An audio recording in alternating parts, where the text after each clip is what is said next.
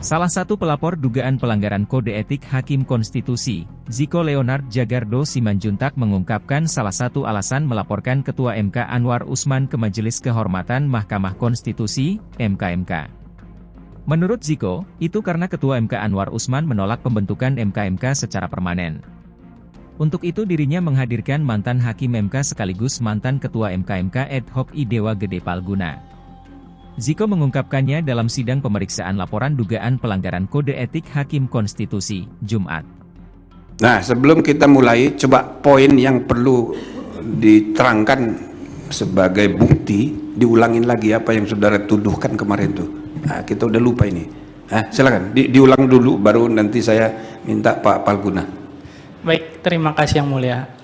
Adapun pokok laporan saya adalah mengenai tidak dibentuknya Majelis Kehormatan Mahkamah Konstitusi yang permanen sejak tahun 2021 sampai tahun 2023, bahkan hingga sekarang. Padahal lembaga sesuperpower MK harus ada pengawas. Dan menurut informasi yang saya dapatkan, seperti saya tulis di laporan, yang menolak untuk membuat Majelis Kehormatan Mahkamah Konstitusi atau ada pengawas kepada MK secara permanen adalah Ketua Mahkamah Konstitusi Anwar Usman. Oleh karena itu, mengingat dulu MK-MK yang dipimpin Pak Palguna pernah mengamanatkan agar dibuat MK-MK permanen, tapi ternyata tidak ditindaklanjuti oleh Ketua MK, yaitu Anwar Usman. Nah, saya di sini ingin menanyakan kepada kepada Pak Palguna, Ali, kan dulu MK-MK ad hoc pimpinan Bapak dibentuk untuk khusus mengadili Guntur Hamzah, yang mana pada saat itu saya juga bertemu Bapak sebagai pihak dan Bapak memeriksa saya. Ya. Nah, tapi yang menarik dari putusan Bapak, itu Bapak mengamanatkan harus dibentuk MK-MK permanen, karena itu alasan yang ingin saya gali lebih lanjut. Apakah karena MK ini tidak ada pengawas sehingga hakimnya, dalam hal ini ketua, bisa berbuat seenaknya atau bagaimana? Mungkin Saudara Ali bisa tolong jelaskan itu Yang Mulia. Terima kasih. Terima kasih. Baik, silakan.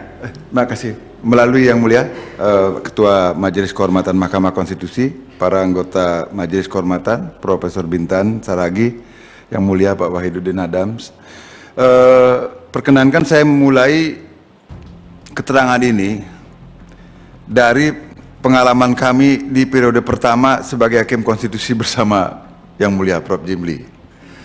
Saya ingat betul ketika kami itu belum punya kantor, belum punya pegawai, belum punya dana, karena Mahkamah Konstitusi terbentuk bulan Agustus, sementara pembahasan anggaran waktu itu bulan Maret kalau tidak salah. Maka kami berkantorlah secara nomaden, dan salah satu yang pertama adalah waktu itu harus saya sebutkan, ini bukan iklan. Salah satunya adalah di hotel apa namanya yang di Santika, di Hotel Santika.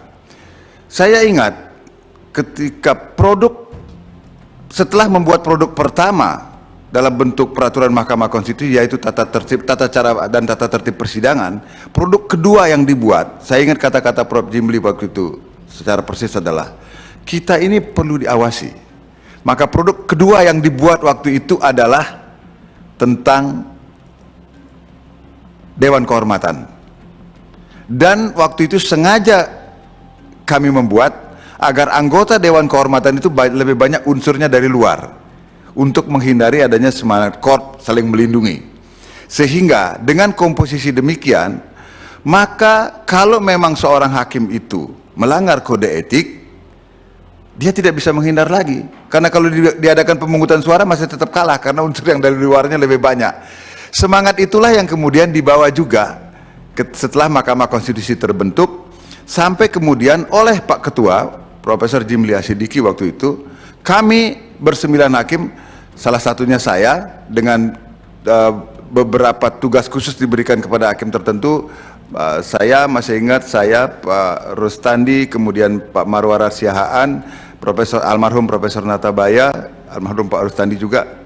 Nah, lalu kita membuatlah yang namanya Kode Etik dan Pedoman Perilaku Hakim dengan mendasarkan pertama-tama sekali kepada The Mangalore Principles of Judicial Conduct, ditambahkan kemudian dengan beberapa prinsip yang digali dari budaya Indonesia sendiri. Itu yang terakhir itu. Nah, lahirlah kemudian Sabta Karsa Utama. Itu adalah pedoman, itulah kode etik dan pedoman perilaku hakim yang kemudian disahkan masih juga waktu itu masa keketuaan Prof. Jimli Asidiki. Nah, itulah yang kemudian diberlakukan sampai sekarang. Nah, setelah itu kan, kita mengalami pasang surut lalu, kita sudah semua tahu, saya hanya flashback secara singkat saja, Mahkamah Konstitusi mengalami beberapa peristiwa, ya, sehingga akhirnya ternyata dengan majelis kehormatan yang tidak permanen itu ada persoalan, lalu dibentuk kemudian Dewan Etik kan gitu. Nah, Dewan Etik. Tapi Dewan Etiknya pun lalu menjadi tidak bekerja juga karena ada perubahan Undang-Undang Mahkamah Konstitusi. Nah, di perubahan Undang-Undang Mahkamah Konstitusi inilah disinggung yang namanya Majelis Kehormatan Mahkamah Konstitusi, kalau tidak salah di pasal 27A, dan kemudian terjadilah peristiwa dulu itu, di mana saudara pelapor sekarang juga adalah sebagai orang yang bukan melaporkan, kalau melaporkan waktu itu majelisnya belum ada juga, yang meributkan katakanlah begitu, sehingga dibentuk MK dan akhirnya itu bukan diterima sebagai laporan tetapi sebagai temuan.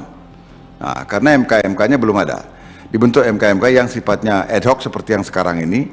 Nah, itulah alasannya secara singkat mengapa kemudian kami Majelis Kehormatan Mahkamah Konstitusi yang mengadili kasus pada waktu itu yang saudara singgung tadi itu, kemudian di dalam putusan itu juga menyinggung betapa pentingnya Majelis Kehormatan yang permanen itu untuk ada, karena Mahkamah Konstitusi dengan tidak berfungsinya lagi Dewan Etik sebagai akibat dari perubahan undang-undang tentang Mahkamah Konstitusi itu menjadi memang tidak ada yang mengawasi. Padahal semangat untuk diawasi itu justru ditanamkan pertama kali sejak Mahkamah Konstitusi dibentuk. Secara khusus saya harus menyebut lagi, bukan karena beliau ada di hadapannya, karena memang nanti Anda bisa konfirmasi langsung kepada Profesor Jimli waktu itu, betapa kami sengaja memang ingin diawasi waktu itu karena sadar akan kewenangan yang besar yang diberikan kepada Mahkamah Konstitusi itu. Nah, itulah sebabnya, alasannya mengapa di dalam putusan MK dulu itu sengaja kami menyinggung perlunya dibentuk Mahkamah Kehormatan Mahkamah Konstitusi yang permanen itu. Halo, selamat berjumpa dengan saya Anika, pembaca berita podcastnews.id. Saksikan terus konten-konten menarik dari kami. Jangan lupa subscribe, like, dan komen. Terima kasih.